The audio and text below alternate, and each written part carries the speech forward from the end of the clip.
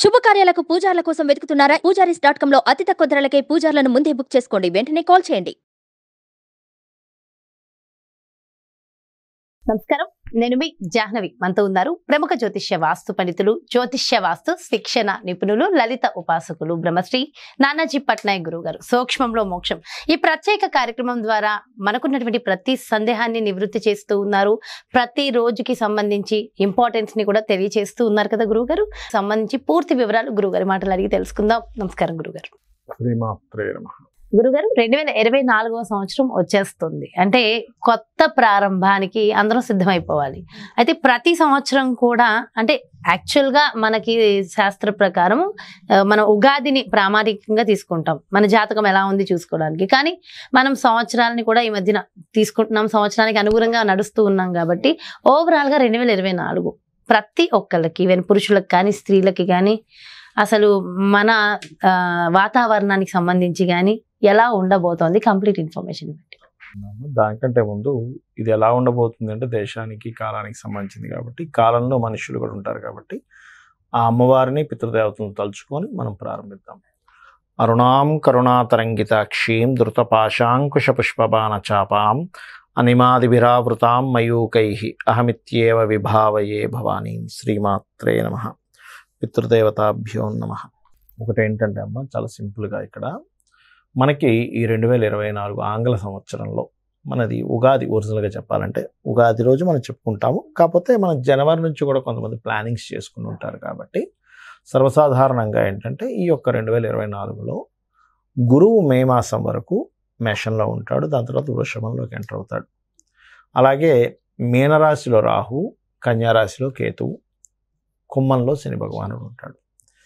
ఈ కాంబినేషన్ ఉన్నప్పుడు సర్వసాధారణంగా కలిగేటువంటి ఫలితాలు ఏమిటి అని చెప్పి చూసుకున్నట్లయితే, గురువు ఎప్పుడైతే మేషంలో ఉన్నాడో కొన్ని కర్మాగారాలకి పాజిటివ్ ఫలితాలు ఇస్తాడు. ఇక్కడ మన ఇండియా తీసుకుంటే కనుక మనకి సర్వసాధారణంగా కొన్ని కర్మాగారాలకి, యూత్కి ముఖ్యంగా, ఎందుకంటే యూత్కి కారకుడు కుజుడు. కుజరాశుల్లో గురువు ఉన్నాడు. యూత్ ఎవరు అంటే కుజుడు అనమాట. ఇప్పుడు మనకి ప్రశ్న దీంట్లో కూడా అక్కడ ఎట్లాంటి వ్యక్తి వచ్చాడంటే కుజుడు వస్తే ఒక యువకుడు వచ్చాడని చెప్పి చెప్తాం. సో జూపిటర్ ఎప్పుడైతే గురురాశుల్లో, కుజరాశుల్లో ఉండి శుక్రరాశులను చూస్తుందో, చాలామందికి కొంతమందికి జాత చక్రాల్లో వివాహం అవ్వట్లేదు అంటుంటారు. ఇది గోచారరీత్యా ఇది ఒక పాజిటివ్ సైన్ చెప్పాలంటే. ఎందుకంటే కేతువు మారాడు, గురువు చూస్తున్నాడు. కాబట్టి ఎవరైనా సరే ఒక 40s వచ్చేసేయండి, నేను ఇంకేమి ప్రయత్నం చేస్తాను అనుకునే వాళ్ళకి కాలం అనుకూలించడము అంటారు. ఇది ఒక కాలం అనుకూలించడంగా మనం చెప్పుకోవాలి. అదొకటి బాగుంటుంది చెప్పాలంటే. రెండవది ఏమిటి అంటే, ఇక్కడ కేతువు కన్యారాశిలో సంచరిస్తున్నాడు. కేతువు కన్యారాశిలో సంచరిస్తున్నప్పుడు సర్వసాధారణంగా మీరు ఎప్పుడైనా తీసుకోండి, కన్యారాశి కేతు వచ్చినప్పుడు ల్యాండ్స్ హైకి వెళ్ళిపోకుండా ఒక్కోసారి మనకి చూడండి విపరీతంగా పెరిగిపోతుంటే అమ్మో మనం ఎప్పుడు కొంటామని భయపడుతుంటాం. అయ్యో మొన్నే నేను ఒక 10,000 గజం అన్నారండి, నేను రెడీ చేసుకునే అసలు 15,000 అన్నాడు, ఓ వారం రోజులే, ఓ నెల రోజుల్లోనే అని చెప్తుంటారు. ఈ కేతు ఎప్పుడైతే కన్యారాశిలో సంచరిస్తుంటాడో ఈ సమయంలో ఇంకొక సంవత్సరంన్నర పాటు ఉంటాడు కేతు అక్కడ. సంవత్సరం 5 నెలలు ఉంటాడమ్మ. ఈ కేతు ఏం చేస్తాడంటే కొన్ని ప్రదేశాల్లో ఉండే ల్యాండ్ రేట్స్ ఆగుతాయి, మరి విపరీతంగా వెళ్ళిపోకుండా ఆగుతాయి, అక్కడ ఆగుతాయి. సో ఎవరైనా భూములు కొనాలనుకున్న వాళ్ళకి శుభవార్త. మరి పడిపోవు, మరి విపరీతంగా డౌన్ ఫాల్ అయితే అయిపోవు, భయపడాల్సిన పని లేదు. మరి హైగా మాత్రం వెళ్ళిపోవు. కాబట్టి ప్లానింగ్ అనేది ఎట్లా చేసుకోవాలంటే, ఇప్పటికిప్పుడు ఏదో కొంతమంది చూడండి ఒక్కోసారి వాళ్ళ బిజినెస్ ఎలా ఉంటుందంటే ఒక ల్యాండ్ కొంటారు. ఇప్పుడు మన హైదరాబాద్లో ఫాస్ట్ గ్రోవింగ్ ఎక్కువ ఉంటుంది. ఎందుకంటే నాకు చిన్న ఉదాహరణ, నేను ఒక 2 ఏళ్ల క్రితం మన్సానపల్లి సైడు అక్కడికి వెళ్ళి మా ఫ్రెండ్ వాళ్ళ ఫాదర్కి మామయ్యకి కావాలంటే తిరిగాం. సర్వసాధారణ అతను నాకు బాగా క్లోజ్ ఫ్రెండ్ కాబట్టి కొంచెం వాస్తుపరంగా కూడా ఏ ల్యాండ్ బాగుంటుంది. వెళ్తే ఎంతసేపు 50 లక్షలు, 60 లక్షలు, 70 లక్షలు గజం ఏమైనా ఎకరం ఉండేది. కరెక్ట్గా ఆ టైం నుంచి ఒక 1.5 yearలో మళ్ళీ నేను వెళ్తే ప్రతి ల్యాండ్ 3 కోట్లు, 5 కోట్లు, 2.5 కోట్లు అంత అయిపోయింది. 1.5 yearలో. అరే ఏమిటిది ఇంత రేట్లు పెరిగిపోయి ఏంటి? యాక్చువల్ నేనేమనుకున్నానంటే 1 acre గోశాలకు ఏదైనా మన వంతు సహాయం మనం ఏం చేయగలం ఆ గోవులకి. ఎందుకంటే నా ఉద్దేశం ఏంటంటే దేశీవాళీ గోవుల్ని పెంచాలని. అవి అంతరించిపోతున్నాయి. దేశీవాళీ గోవులు మనం పెంచి దానికి వచ్చే పాలు, దానికి వచ్చే గవ్యము ఎవరికైనా యూస్ఫుల్ గా చేయొచ్చు అని నాకు ఉండేది. అనుకుంటున్నాను గోశాల పెట్టాలన్న సంకల్పం చాలా ఉంది నాకు. అమ్మవారు ఇస్తుంది, డెఫినెట్ గా మీలాంటి వాళ్ళు ఖచ్చితంగా అది నెరవేరుస్తారు. నాకు నమ్మకం, అమ్మవారు ఇస్తుంది. మన 100%. శక్తికి తగ్గట్టుగా ఇస్తుంది. అవునవును, మీ సంకల్పం నెరవేరుతుంది గురువు గారు. మంచి సంకల్పం ఎప్పుడు అయితే తిరిగాను, పెరిగిపోయాయి. అది ఏమిటి రేట్లు? మీకు ఎప్పుడైతే ఈ కన్యారాశిలో కేతు సంచరిస్తుంటాడో అంత హైప్ వెళ్ళవు. నేను ఎందుకు చెప్తున్నా అంటే ఆ మాట, ఆ స్పీడ్ ఏమిటిది? జస్ట్ 1.5 yearలో 4-5 రెట్లు పెరిగిపోవడం ఏంటి అసలు? 4 times పెరిగిపోవడం. 50 లక్షలు ఎక్కడ, 3 కోట్లు ఎక్కడ? 50 లక్షలు, 70 లక్షలు, ₹1 కోటి లోపల వచ్చేది ఎక్కడ? 2-3 కోట్లు ఎక్కడ? 3 కోట్లు, 4 కోట్లు, 5 కోట్లు ఎక్కడ? అంటే అంత విపరీతంగా పెరగదు అనేది ఒక అంచనా. ఎందుకు చెప్తామంటే గోచారంలో ఈ గ్రహాలు ఇలా ఉన్నాయి కాబట్టి మీరు ఈ రకంగా ప్లాన్ చేసుకోండి. ఇప్పుడు చాలామంది ఏంటంటే ఇప్పుడు ఈ డబ్బులు ఇక్కడ పెడితే, ల్యాండ్లో పెడితే 1 సంవత్సరంలో పెరుగుతుంది కదా, ఇంకో దానిలో పెట్టేదానికంటే అనుకుంటూ ఉంటాం. కానీ మనకి ఇక్కడున్న గోచారంలో సంవత్సరం 5 నెలల వరకు అంత విపరీతంగా గతంలో పెరిగినంత పీక్ లెవెల్లో ఏం పెరగవు అని ఒక ఐడియా ఉందనుకోండి. అప్పుడు మనం ఏం చేస్తాం? ఆ ఫైనాన్స్ని ప్లానింగ్ చేసుకుంటాం. సో ఇదొకటి. ఇక రాహు మీన రాశిలో సంచరిస్తున్నాడు, గురుచండాల యోగం. మన ఈ సమయం ఎలాంటిదంటే మన యొక్క సాంప్రదాయాన్ని కానీ, మన యొక్క ఆలయాలను కానీ, క్షేత్రాలను కానీ కాపాడుకోవాల్సిన పరిస్థితి వస్తుంది. గుర్తుపెట్టుకోండి, ఈ కాంబినేషన్ ఉన్నప్పుడు కాపాడుకోవాల్సిన పరిస్థితి వస్తుంది. కొంచెం జాగ్రత్తగా ఉండాలి. రెండవది ఏమిటంటే ఈ గురుచండాల యోగం అంటే కేవలం మనం ఈ దేవత సంబంధించిన ఇవేనా, జీవుల మీద ఏదైనా ప్రభావం ఉంటుందా అంటే కొంత ఈ వైరస్ ప్రభావం కూడా కొంత ఉంటుంది ఈ రాహు వల్ల. ఎందుకంటే రాహు వైరస్ కారకుడు. అందుకే మీకు ఎవరికైనా జన్మజాతకంలో రోగభావానికి కనుక రాహుకేతువులు కనెక్ట్ అయ్యారనుకోండి అమ్మా, వాళ్ళ రోగం డయాగ్నైజ్ అవ్వదు. నేను జాతకం చూస్తుంటాం కదా, ఏమంటే మీకు వచ్చిన హెల్త్ ఇష్యూ డయాగ్నోసిస్ అవ్వట్లేదు కదంటే, అవునండి డాక్టర్ దగ్గరికి వెళ్తే ఏం లేదు అంటున్నారు, కానీ నాకేమైనా నీరసంగా ఉందంటారు. ఎందుకు అలా అవుతుంది అంటే రాహు కానీ కేతువు కానీ 6th హౌస్కి కానీ 4th హౌస్కి కానీ కనెక్ట్ అయినప్పుడు ఇట్లాంటివి జరుగుతూ ఉంటాయి. ఎందుకంటే 4th అంటే మైండ్, మన ఆలోచన మార్చుకోండి అంటుంటారు డాక్టర్ దగ్గరికి వెళ్తే. మీ మనసు మార్చుకోండి, అప్పటిదాకా మీకు రోగం తగ్గదు అంటుంటారు. అందుకని అట్లాగే ఇంకోటి ఏంటి, ఇమ్యూనిటీకి నెగేటింగ్ హౌస్ 4th హౌస్ అనేది. అలాగే శని భగవానుడు కుంభంలో ఉన్నాడు. ఈ కుంభంలో ఉన్న శని భగవానుడు మాత్రం ఇచ్చే రిజల్ట్ ఏమిటి అంటే కొత్త ప్రాజెక్ట్స్. ఇప్పుడు చూడండి అమ్మా, ఒక గవర్నమెంట్ అందరికీ ఉద్యోగాలు ఇవ్వగలుగుతుంది, అందరికీ ఇవ్వలేదు. అందరికీ కూర్చోబెట్టి ఎక్కడి నుంచి ఉద్యోగాలు ఇస్తుంది గవర్నమెంట్? అందరికీ ఎక్కడ దొరుకుతుంది? కాకపోతే ఒకటి మాత్రం చేయగలదు. ఏం చేయగలదు అంటే కొత్త కంపెనీస్ని తీసుకురాగలుగుతుంది, లేదా యువతకి కొత్తగా ఏదైనా చేసుకోవడానికి అవకాశం ఇవ్వగలుగుతుంది. నీ దగ్గర ఏదైనా ప్లానింగ్ ఉంది, నీకు మంచి ప్రాజెక్ట్ ఉంది, నువ్వు ఒక 4 కలిసి చేసుకుంటున్నారు, ఇదిగో నేను నీకు సపోర్ట్ చేస్తా అనేటువంటిది మాత్రం పెరుగుతాయి. ఇది కుంభంలో శని భగవానుడు ఉన్నందుకు అవకాశాలు పెరుగుతాయి. అవకాశాలు గుడ్ న్యూస్ ఈ 2024 సంవత్సరంలో. అలాగే వృషభంలోకి గురువు మేలో వెళ్తాడు. మేలో వెళ్ళినప్పుడు కొంచెం ఫైనాన్షియల్ స్టేటస్లు అవి కొంత పెరగడం, ఫైనాన్స్ అనేది కొంత అభివృద్ధి రావడం కూడా ఇస్తాడు అక్కడ గురువు ఎప్పుడైతే అక్కడికి వెళ్తాడో. కాకపోతే ఆ మేలో మాత్రం, మే నుంచి ఒక 4-5 నెలలు మాత్రం కొంచెం ఈ ల్యాండ్ రిలేటెడ్ సంబంధించిన విషయంలో కొంత ప్రోగ్రెస్ చూపిస్తుంది. అక్కడ కొద్దిగా కొంచెం చూపిస్తుంది. ఎందుకు అంటే అక్కడున్న గురువు ల్యాండ్స్ కారకుడి మీద దృష్టి పెడతాడు. ఎందుకంటే వృషభంలో ఉన్న గురువు ఏం చేస్తాడంటే అక్కడ నుంచి కన్యారాశిలో ఉన్న కేతువు మీద దృష్టి, వృశ్చిక రాశి మనకు ల్యాండ్స్ అనమాట. ఎవరి జన్మజాత చక్రంలో అయినా వృశ్చికం బాగుంది అనుకోండి, వాళ్ళకి మనం 100% బాబు నువ్వు ల్యాండ్స్లో ఇన్వెస్ట్మెంట్ చేసుకో అని చెప్పొచ్చు. అందులో పర్టికులర్గా కుజుడు ఉన్నాడు అనుకోండి అమ్మ, స్కార్పియోలో వృశ్చిక రాశిలో, నువ్వు కళ్ళు మూసుకొని ల్యాండ్స్లో పెట్టచ్చు అని చెప్పొచ్చు. అయితే అది పాపకత్తెరలో ఉండకూడదు, పాపగ్రహాలతో కలిసి ఉండకూడదు.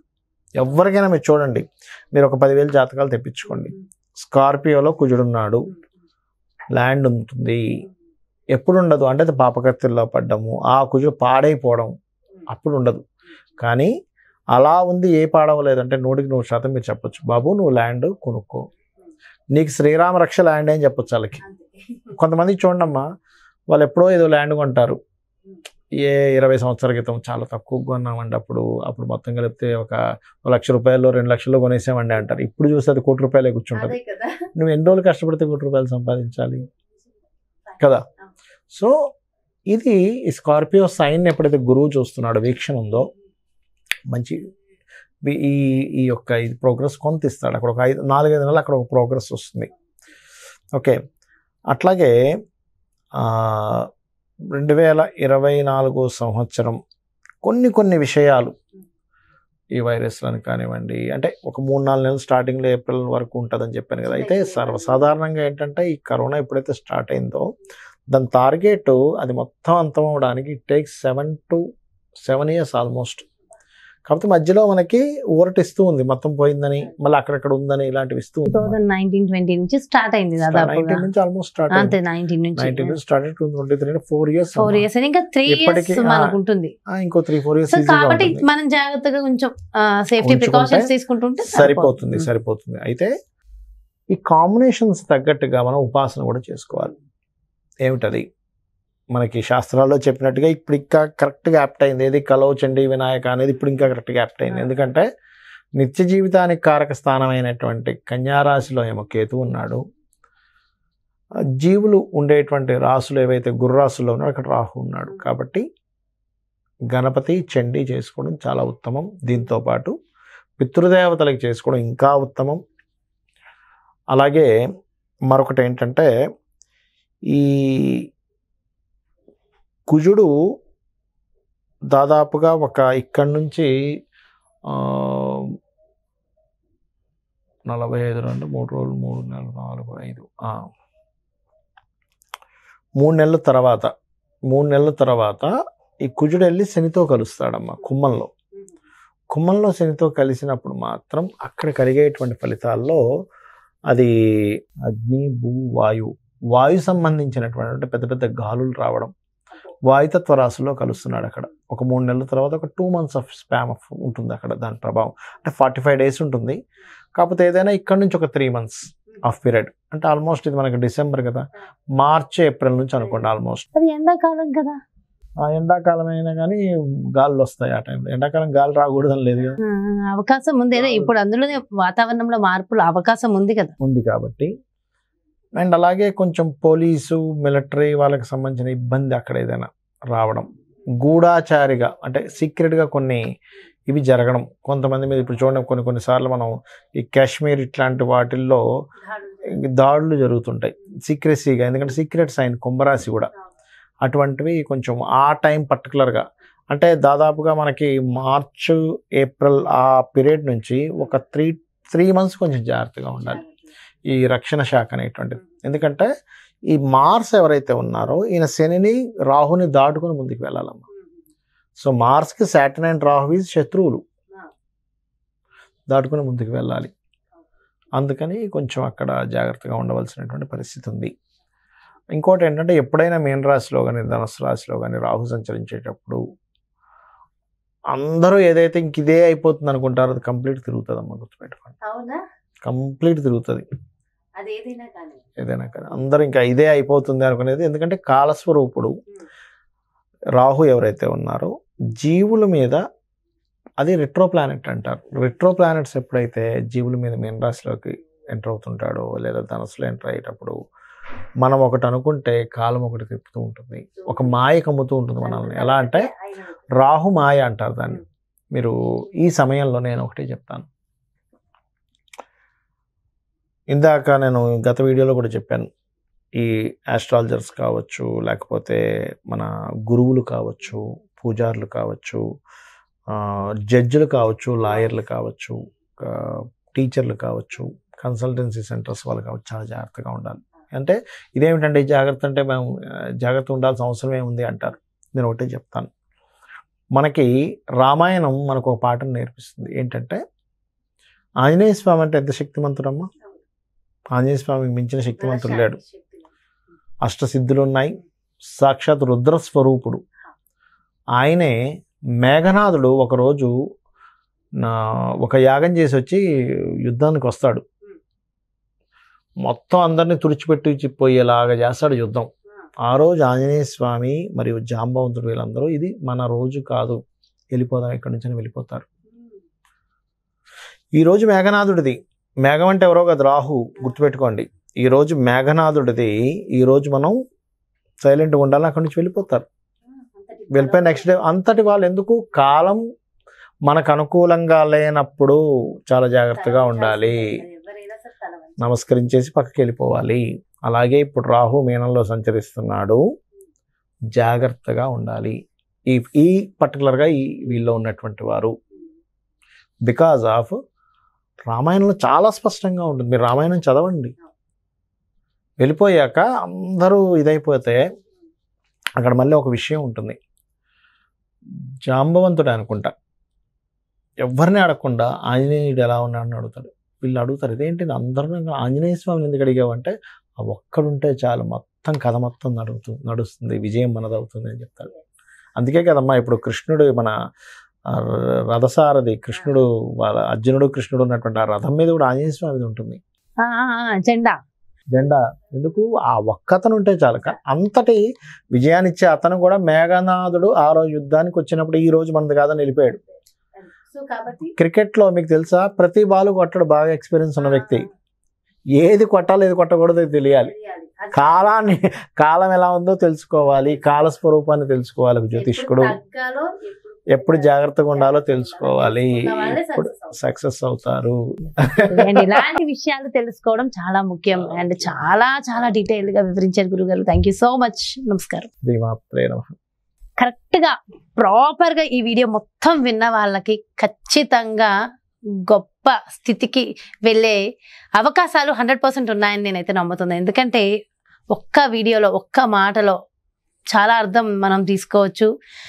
అంటే ఎక్కడ తగ్గాలో, ఎక్కడ ఎలా ఉండాలో డీటెయిల్గా వివరించారు గురువుగారు అయితే. అసలు అంటే రామాయణాన్ని కూడా మనకి తీసుకొచ్చి 2024లో ఖచ్చితంగా జీవితంలో సక్సెస్ అవ్వాలనుకుంటే ఈ వీడియోని 1కి 2 సార్లు విని మనం దీన్ని ఓన్ చేసేసుకుంటే మాత్రం డెఫినెట్గా ఆ సంవత్సరం మనదే అవుతుంది, సక్సెస్ రేట్ మనదే అవుతుంది. సో డెఫినెట్గా 1కి 2 సార్లు అయితే వినండి. మరో చక్కటి ప్రత్యేకమైన కార్యక్రమంతో మళ్ళీ మీ ముందుకు వచ్చేస్తాను. మరి అదేవిధంగా మీ యొక్క జాతకానికి సంబంధించి కానీ, లేదంటే మీ ఇంటి వ్యాపార వాస్తుకి సంబంధించి కానీ గురువు గారిని సంప్రదించాలి, అపాయింట్మెంట్ కావాలి అనుకుంటే ఇంకెందుకు ఆలస్యం, వెంటనే క్రింద డిస్ప్లే అవుతున్నటువంటి నెంబర్స్కి కాల్ చేయండి. నమస్తే.